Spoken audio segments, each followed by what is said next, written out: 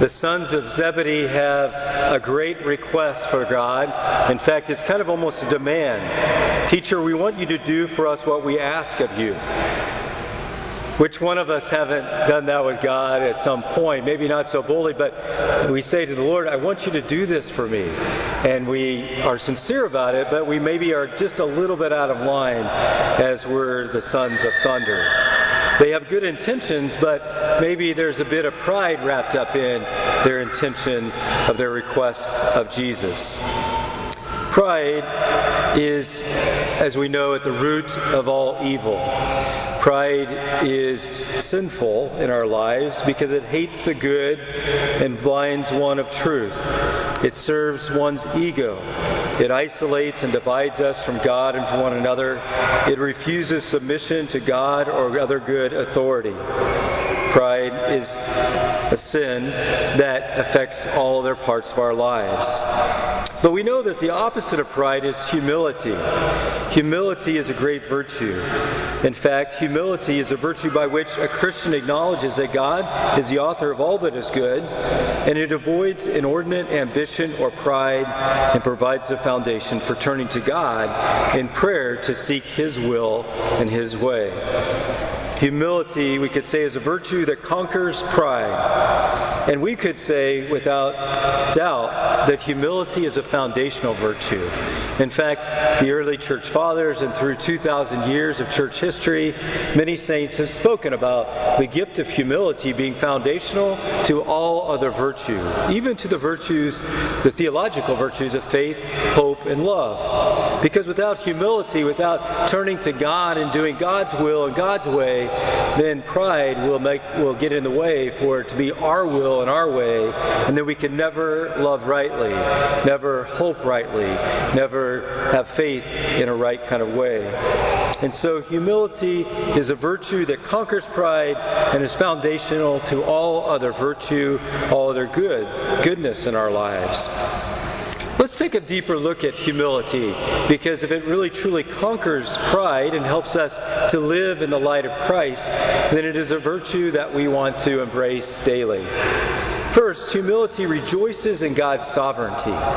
It is a virtue that helps us understand that God is God and I am not. It acknowledges that we are creaturely in status, and that when right order with God, we understand that all that we have has been given to us by Him, including our very lives.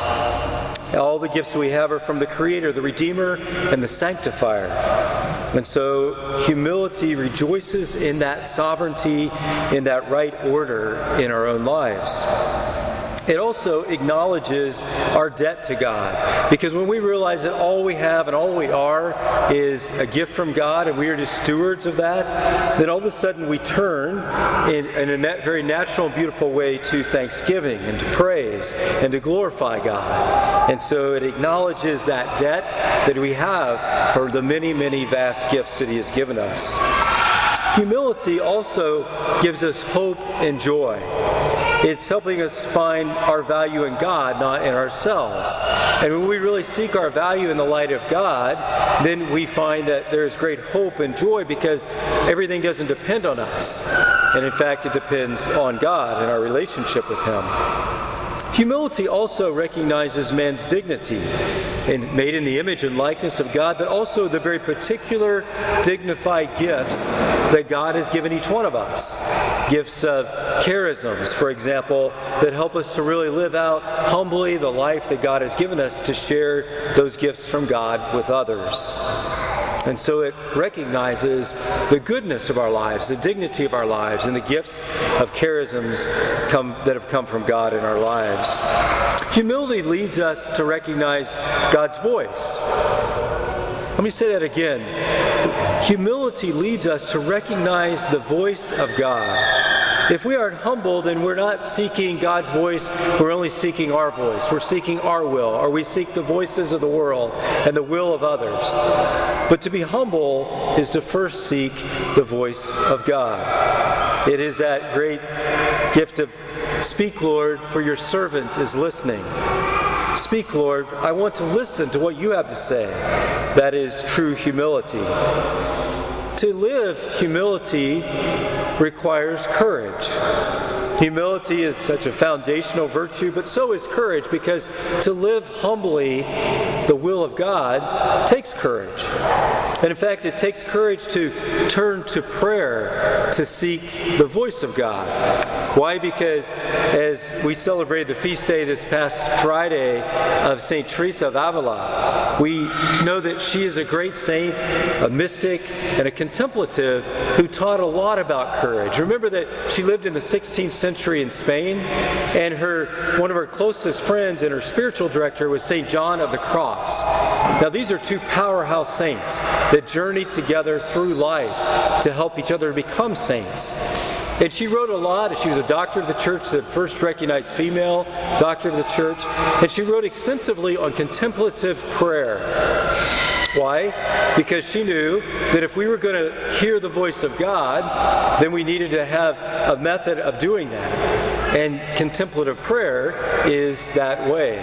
It's one of many ways, but it is a sure way to listen for the voice of God. She would say that contemplative prayer is the best way to hear the voice of God because it is in the stillness of our hearts, the quiet of our hearts and our minds, that we turn to God in humility to hear His voice, to hear His will and His way, instead of asking, Lord, here's what I want, as did James and John.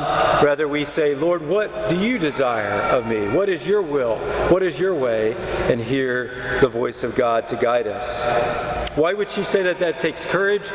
Well, if any of us have ever turned to God before to listen for His voice, then we know that sometimes He'll ask us to do something that we didn't plan to do ourselves. So often it is that my plan is not God's plan, and vice versa. And so it is that it takes courage because we open a door to God's will. And when we do that, it may not be what we had planned. And then it takes courage to follow that will, that way, that voice within of God speaking to us. And so St. Teresa of Avila would say that humility is a foundational virtue, but right alongside of his sister courage or brother courage, to be courageous to seek the voice of God and then to follow it in our lives. If we circle back to the story of James and John today, well, they might have had a little bit of pride in their request. We know that they became great saints, right? And so we know that even in this moment, maybe of not being their finest, they moved back to humility in their lives. And they moved to courage to follow God faithfully. So much so that James would become a great martyr of the church. And John, of course, is the only apostle that was not martyred, but lived to write the great gospel and the books of John and of course the book of Revelations on the island of Patmos. He was courageous to be and humble to be at the cross of Christ, the only apostle who remained with him at his crucifixion. And so we see the conversion or the reversion of James and John to the end of their lives. Perhaps we can relate to that because we know that sometimes pride sneaks in to our lives. And sometimes our ego wants to decide how we live our lives or how we treat others or how our relationship with God will look. But when we cast out that pride, as did James and John sometime in their life, when we do the same, we allow humility to sprout and grow and to be that foundation of virtue in our own lives. That virtue that conquers pride and leads us to live more faithfully all the virtues that God has given us. Remember, there is no saint that didn't choose to conquer pride with God's grace by living the virtue of humility and courage. Today, as we contemplate this gift in our own lives that God showers upon us through the grace of the Holy Mass, may we embrace at the highest level the grace of virtue and grace and virtue of humility and of courage so that we can listen to the voice of God in our daily lives. When we go to contemplative prayer, remember that we carve out a bit of time in every day to be still, to be with God, to listen for His voice.